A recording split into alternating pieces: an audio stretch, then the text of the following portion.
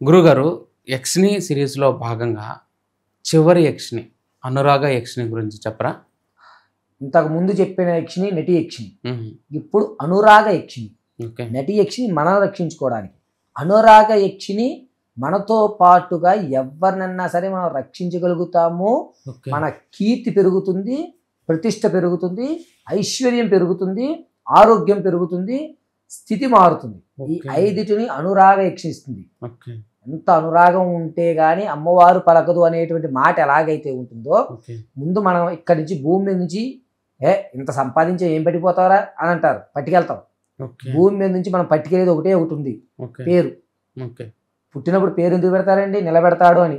నా పేరు నిలబెట్టేవరా అంటారు. ఎందుకంటారంటే ఫలానా వ్యక్తి మంచి ఆయన, మీ తాతగారు ఆ రోజు మంచివాడు కాబట్టి వాటర్ ట్యాంకులు కట్టారు, మీ బాబాయ్ గారు బస్ స్టాండ్లు కట్టారు. ఆ పేరు ఉందిగా, ఆ పేరు చరస్మాయంగా నిలవాలి, మన కీర్తి సంపాదించుకోవాలి, డబ్బులు ఎప్పుడు మన దగ్గర తాండవం చేస్తూ ఉండాలి అనుకున్నవారు అనురాగ యక్షిని చేయాలి. ఈ అనురాగ యక్షిని చేస్తే తీసే కొద్దీ ధనం వస్తూ ఉంటుంది, ఎక్కడ తిరగడం అనేటువంటి అవకాశం ఉంది. ఇప్పుడు కాలంలో అందరూ కూడా ఆర్థిక ఇబ్బందులు పడుతున్నారు. ఆర్థిక ఇబ్బందుల నుంచి తొలగి డబ్బు అనేటువంటి 10 మందికి సహాయం చేస్తే ఇంకా నీ దగ్గర ధనం ఉంటుంది, తీసే కొద్దీ వస్తూనే ఉంటుంది అక్షయ పాత్రల. ఈ అనురాగ యక్షిని ఆ విధంగా చేస్తూ నీ కీర్తిని పెంచుతూ ఆరోగ్యాన్ని ఇస్తూ నిన్ను చక్కగా చూసేటువంటి ఒక అమ్మవారు స్వరూపం. అయితే దశమహావిద్యుల్లో భువనేశ్వరి అమ్మవారు ఎలాగో అష్టలక్ష్మి యక్షినిలో అనురాగ యక్షిని అలాంటి ఆవిడ చక్కగా మన స్థాయి స్థితులన్నింటినీ కూడా మారుస్తూ ఉంటుంది. ఈ అనురాగ యక్షిని చేయాలి అంటే ఖచ్చితంగా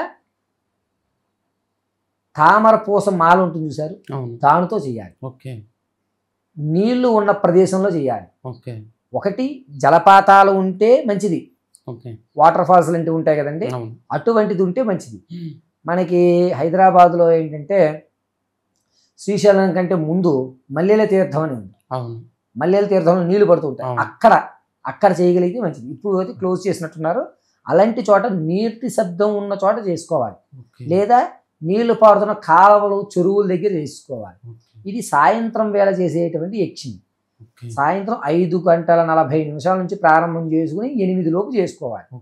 దీనికి దర్భాసనం ఉపయోగిస్తారు, ఆసనం కూడా ఉంది. దర్భాసనం మీద తామర పూసలు పట్టుకుని నీళ్ల శబ్దం మధ్యలో చేస్తూ ఉండాలి, ఎందుకంటే నీళ్ళని ఎవరు పట్టుకోలేరు. అదేవిధంగా ఆ నీటి శబ్దం వింటున్నప్పుడు మనకు ఒక వైబ్రేషన్ కలుగుతుంటాయి. మీరు పెద్ద పెద్ద హోటల్స్ ఎక్కడికైనా వెళ్ళండి, ఎక్వేరియం పెడతాడు, లేదంటే కనుక గౌతమ బుద్ధుడు స్టాచ్యూ పెట్టి వెనకాల నీళ్ళ ధార పెడుతుంటారు, లేదా ఒక వాటర్ ఫౌంటైన్ వాటర్ పడుతూ ఉంటాయి. ఇవన్నీ పాజిటివ్ ఎనర్జీలు ఇచ్చి ఆ స్థాయిని మార్చేటువంటి విషయం. అందుకోసం ఈ అనురాధ యక్షిని అనేటువంటిది 21 రోజుల సాధన. సాధన పూర్తయిన తర్వాత ఖచ్చితంగా పరమాన్నం నైవేద్యం పెట్టాలి. సాధకుడికి సిద్ధిచ్చింది అనేది ఎలా తెలుస్తుంది అంటే, రావాల్సిన ధనం రావడం, ఎక్కడో తాత ముత్తాతల ఆస్తి, అయ్యా మీ తాతగారి ఆస్తి ఎక్కడో ఉందయ్యా అని చెప్పడం, మీరు వెళ్ళినప్పుడు మీ పనులు టకటక అవ్వడం, తర్వాత మీకంటూ మేము ఎవరిగానే ఆయన నాతో ఉంటే ఎందుకో మనసు ప్రశాంతంగా ఉంది అనేటువంటి మాట రావడం జరుగుతుంది. ఇలా అనురాగ యక్షిని అనేటువంటిది సాధకులకు ఉపయోగం. గురుగారు, ఈ యక్షిని సాధన చేయటం వల్ల ఏమైనా చెడు ఫలితాలు ఉంటాయా? సాధన చేసేటప్పుడు చెడు ఫలితాలు ఉండవు, కానీ సాధన చేసిన తర్వాత ఎవరైతే సాధకుడికి అమ్మవారు సిద్ధిస్తుందో అతన్ని ఎవరు ఏమి చేయలేరు. అర్థమైందండి? అతన్ని ఎట్టి పరిస్థితుల్లో ఎవరు ఏమి చేయలేరు, అతన్ని చెడగొట్టలేరు. అతనితో మనం ఉంటే ఉపయోగపడుతుంది, శత్రువు కూడా మిత్రుడు అయిపోతాడు. శత్రువుకు శత్రువు మనకి మిత్రుడు అనేటువంటి నానుడు ఉంది. ఇక్కడ అలా ఉండదు, శత్రువే డైరెక్ట్గా వచ్చి అయ్యా తప్ప ఏంది అని చెప్పి మనతో కలిసిపోయి మన చేతి కింద ఉంటాడు. మన చెయ్యి ఎప్పుడు ఇలాగే ఉంటుంది. అప్పుడు ఈ సాధన చేయడం వల్ల నష్టం ఉండదు, లాభమే ఉంటుంది. ధనం ప్రాధాన్యమైనటువంటి లాభం చేకూరుస్తుంది. ఏ టైంలో చేయాలి, ఏ వస్తువులు వాడాలి? వాడవలసిన వస్తువులు ఇంతకు ముందే మీకు వివరించాను. తామర పూసలు, దర్భ ఆసనము, పరవాన్నం నైవేద్యం. అయితే ఈ సాధన చేయడానికి పసుపు వస్త్రం కానీ లేకపోతే మెరూన్ కలర్ వస్త్రాన్ని కానీ ధరించాలి. ఇంకొకటి ఏమిటంటే, అనురాగ యక్షిని చేస్తున్నంతసేపు కూడా చక్కగా ఆనంద వ్యవస్థలో నడుస్తూ ఉంటుంది. మనం ఒకరికి కీడు చేయకుండా కీడు చేద్దాం అనుకునేవాడు కూడా మనతోటే ఉండి మన స్థాయికి ఎప్పుడు మడుగులొత్తుతూ మనం ఉన్నతమైన స్థితిగతులు పొందేటువంటి అవకాశం కలుగుతుంది. ఈ సాధన చేసిన తర్వాత పూర్తి అయిపోయేటప్పటికి మీకు సాధన పూర్తి అయిపోయిన తర్వాత అమ్మవారి కల్లో కనబడి చెప్తుంది. ఈ సాధన ఖచ్చితంగా యక్షిని కల్లోకి వస్తుంది.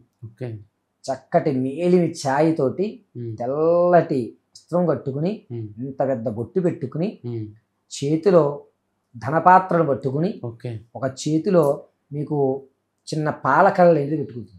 ఆ సాధన ఎప్పుడైతే పూర్తయి మీకు ఆ రూపం కనబడిందో తర్వాత రోజు ఆవు పాలతో పరవాణం చేసి పెట్టాలి. మామూలు రోజుల్లో గేదె పాలతో పరవాణం చేస్తాం, కానీ ఆ రోజు మాత్రం మీకు సాధన పూర్తయిపోయిందని అమ్మవారు ఎప్పుడైతే కనబడిందో ఆవు పాలతో నైవేద్యం పెట్టి ఆ నైవేద్యం పూర్తిగా మీరే తినాలి, ఇంకా ఎవరికి పెట్టడానికి ఉండదు, సాధుకుడే తినాలి. అలా చేస్తే ఇంకా అతను ఉన్నంత వరకు కూడా ఏ కీడు ప్రయోగాలు అతని మీదకి రావు, అతని కుటుంబం జోలికి. ధనం ఉంటే అన్ని ఉన్నట్టే. ధనం ఇదం మూలం జగత్. చాలా చక్కగా చెప్పారు. పరమేశ్వరార్పణమస్తు.